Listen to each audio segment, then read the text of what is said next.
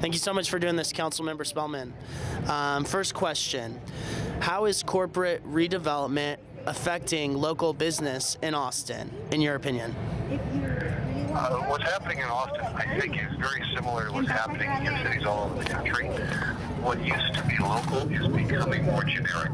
So instead of local bookstores, local cafes, local restaurants, we're getting a lot more national chains. And this is not confined to Austin. It's happening all over the country. It's part of a national trend. But I don't think the trend is good for us. I think we're better off with a lot more locally owned stuff, which has a local flavor to it, which is different from anywhere else in the country. And I think we need to take what actions are necessary to make it easy for people inside of Austin to have their own businesses, which are different from the national chains. Great, thank you so much. Just 1 second here, I'm gonna grab my bag. Sorry, I'm in a public place right now. All right, the next question is, what's the best way for the city council to protect small local business? We need to recognize, I think, that small local businesses are not the same as the big businesses who hire development lawyers to lobbyists. Most local businesses we never see, we never hear from. The only way we know what the problems are is when, for example, the Independent Business Alliance gets together and they send a group of people to talk to us, or when we're doing something really awful to them, and then they get up in arms and come over and explain to us why this is a really awful thing. We just don't have that much information about small business. I think that from what I'm given to understand by the Independent Business Alliance, one of the biggest problems that businesses have is regulation, which is oriented towards big business, not small business. Let me give you an example. A small shoe store moves into a strip shopping mall. They've got a couple thousand square feet. They're selling shoes. People walk in, buy a pair of shoes, walk out. They are required by law over a certain size to have, if they're going to have any plumbing, they're going to have any restrooms at all, they need to have two, a men's room and a women's room. If they move into a small enough space, they're only going to have plumbing for one of those, which means they're going to have to spend thousands of dollars on plumbing for a second one. If this is a restaurant or a coffee house, people are going to be sitting there for a while, people are going to be eating. Yeah, you need to have a men's room and a women's room. A shoe store people don't spend enough time at. You're not eating anything at. You don't need a men's room and a women's room. You don't need to force the shoe store to spend thousands and thousands of dollars on two sets of plumbing. That doesn't make any sense. But we don't have any place in the code, we don't have a procedure for creating exceptions. Okay. We ought to be in a position to make exceptions for small businesses that need them. Okay. And do you believe, Councilmember Spelman, that the groups like the Downtown Austin Alliance and the Austin Chamber of Commerce have too much influence on the Austin City Council?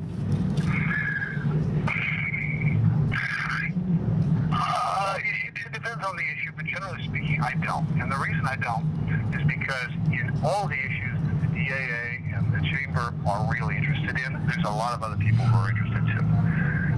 You talk about transportation stuff, the CIay cares vitally about how people get in and out of downtown, but a whole bunch of other people care vitally about how you get in and out of downtown too.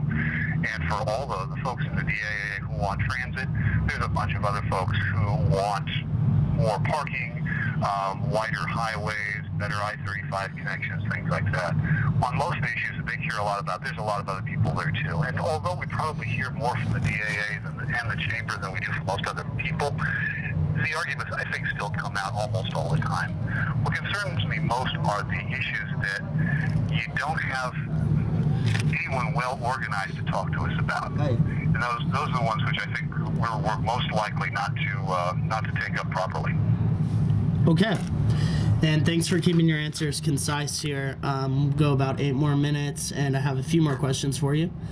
How do changes in zoning, those decisions made by the City Council, influence redevelopment in Austin? All sorts of different ways. We have... How long you got? Let's go for about 8 more minutes. We're at 5 minutes right now. Okay, I'll keep it short so you can follow up if you need to. Zoning is one of those things which big businesses have a tremendous advantage over small businesses at. The big businesses have a corporate law office. They've got a lot of experience to draw on. Even if you're a franchise holder, you're still able to get back to the main office, and they can teach you some things about how to deal with zoning. Locally, a small business guy is much less likely to know what they can and can't do with zoning, what the traps are, how to work their way through the city bureaucracy, the planning commission, the city council. So they're less likely to get what they want. But what about decisions made by the city council to change the zoning? How does that influence redevelopment in Austin? It's better than it used to. It used to be, we adopted a very simple and pretty generic zoning code. You got huge residential areas, you got commercial areas, you got industrial areas, and none of the three ever they're never the same areas. We don't do mixed use, and in order to get from a residential area to a commercial area, you gotta have to drive. We're better at that than we used to be. We're recognizing that the best neighborhoods are very often the ones which are walkable and bikeable, that if you can walk 5 minutes and get to work, or walk 5 minutes and get your kid a popsicle, that's a real good thing. And it didn't used to be something which was on our list of good things we were trying to accomplish before. So that's a better thing than it used to be. Bill. But it's still, yeah, go ahead. I was just going to ask, so do you support the new style of density development and smart grid kind of thinking for the future of Austin? Generally, but it's a balancing act. If we want the whole new urbanist, full pro-density platform, you'd end up with lots and lots of apartment buildings, maybe some high-rises, lots of medium-density stuff on all of our major corridors. At some point, somebody is going to say, wait a minute, this is just too much. And at least a few people are going to leave our urban single-family neighborhoods. Yep. That's right, Bill. And so I think what we need to do is just to recognize that we need to balance what's good. The density is good to an extent, but too much density, more density is not necessarily better. And getting that balance right means we got to talk to the neighborhoods, we got to talk to the developers, we got to talk to the affordable housing advocates, most of whom are in the density camp for obvious reasons, and figure out what's gonna work over the long haul. And that's going to require making it a different bargain in every neighborhood because the conditions are a little bit different. Okay, and so just to follow up really briefly, 20-second response for you.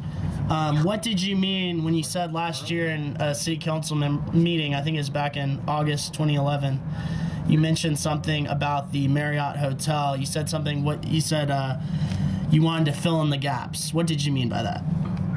Oh, actually, I remember the fill in the gaps in the Park Putt. I don't remember the gaps. Okay, you're right. So, the Park Putt case on Barton Springs Road, we had a 60-foot building, we had a 120-foot building. What kind of building you go in the middle? It's a very funny site. They couldn't dig down. They couldn't have any parking underground. Okay. They had to build everything up, and it seemed to be under the circumstances. Okay. In that one spot, a 90-foot building. 10 seconds. A 90-foot building on the other side of the 60-foot Austin Energy building would have made no sense at all. I wouldn't have supported it. But in that one very specific location, yeah, filling in that gap made good sense to me. Okay, thank you for clarifying. Do you think Austin has too many high-rise condominiums? No, I don't think so. If there's demand for high-rise condominiums, if people want them and the business community can build them, go right ahead so long as you're not screwing anything else up. Okay, and what do you think of the change in the Austin skyline in the past 10 years? It's completely different than it was when I first got here. In the late 1980s, there were 3 or 4 big buildings downtown in the state capitol, which was always readily visible. Mm-hmm. I kind of miss being able to see the state capitol at the same... Amen, brother. That's too bad. On the other hand, the fact that we got a lot more people downtown means we got a vibrant happening downtown with a lot of people, lots of people who actually live there, walking their dogs, going to restaurants and bars and things like that. It's much more fun to be downtown than it used to be. And it feels like a city, and I like cities. Well, it's definitely more lively. I mean, I first came in 2004, and it was still pretty sleepy even then. Yeah, it really was. It's really changed a lot just in the last few years. Yep, there's good and bad. There's good and bad with it. Now, So long as if that downtown density creeped out south of the river too far, if it creeped up north of the university, okay, we could see a lot of pushback from all the neighbors. Okay, well, we're running out of time, Bill, but 2 questions left really quickly. Answer this one quickly. What do you think of the Austrian School of Economics? They make some very, very good points. I think they need to look more closely at behavioral economics, which is the science of how people really make economic decisions. And I don't think people make decisions in quite the way that Hayek thought that they would. But I'm also the general program of people who, by and large, are going to do what makes sense for them to do. Well, I would encourage you then to read Murray Rothbard's For a New Liberty, where he talks about, or all those decisions, Man, State, and Economy, how he talks about all the decisions that goes through somebody's head before they make a purchase or choose to make any action. They make many decisions. Okay, so this is Rise Up Radio with John Bush. It's a libertarian audience. It's people in Dripping Springs, average working people. This is with John Bush, his radio show. Do you have anything else you would like to say to the listening audience? By and large, the best government is the least government that actually works. We've got threats to market. Sometimes the market doesn't work. That's what governments are for. But when the market works, we should just leave it alone. And I'm on with that part of the libertarian program.